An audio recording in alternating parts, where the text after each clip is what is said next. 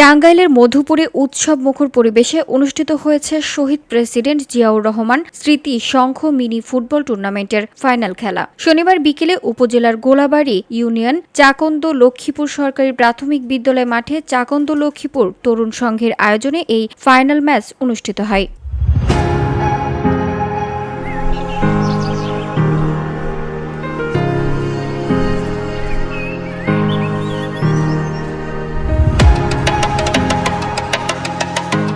অনুষ্ঠানে প্রধান অতিথি হিসেবে উপস্থিত ছিলেন বিএনপির জাতীয় নির্বাহী কমিটির সদস্য ও টাঙ্গাইল ১ মধুপুর ধানবাড়ি আসনের মনোনয়ন প্রত্যাশী অ্যাডভোকেট মোহাম্মদ আলী। প্রধান অতিথির বক্তব্যে মোহাম্মদ আলী বলেন, শারীরিক ও মানসিক বিকাশে খেলাধুলার বিকল্প নেই। তরুণ প্রজন্মকে মাদক ও সামাজিক অবক্ষয় থেকে দূরে রাখতে নিয়মিত এমন আয়োজন অত্যন্ত প্রশংসনীয়। খেলাধুলা শুধু বিনোদন নয়, এটি মানুষকে শৃঙ্খলাবদ্ধ ও সমাজ সচেতন নাগরিক হিসেবে গড়ে তোলে।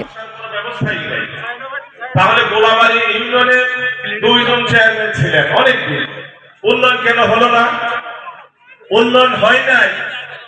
অনুষ্ঠানে সভাপতিত্ব করেন ইউনিয়ন বিএনপির সাবেক সদস্য সচিব আজহারুল ইসলাম মুক্তার এবং সঞ্চালনা করেন গোলাবাড়ি ইউনিয়ন বিএনপির সাবেক সাধারণ সম্পাদক সিদ্দিকুর রহমান লিটন, উপজেলা বিএনপির সদস্য সচিব আলহাজ আনোয়ার হোসেন, উপজেলা বিএনপির সাবেক সহসভাপতি জয়নাল আবেদিন বাবলু এবং পৌর যুবদলের সাবেক আহ্বায়ক মিঞ্জুর রহমান নান্নু সহ অন্যান্যরা।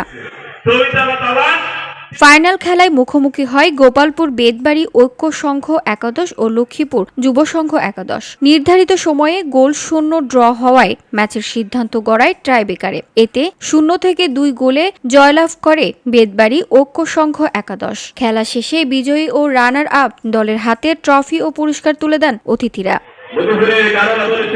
খেলা দেখতে স্থানীয় এলাকার হাজারো দর্শক মাঠে ভিড় জমায়। পুরো মাঠে উৎসব মুখর পরিবেশ বিরাজ করে এবং খেলাকে ঘিরে এলাকায় সৃষ্টি হয় প্রাণচাঞ্চল্যর আবহ। VOD Bangla news desk.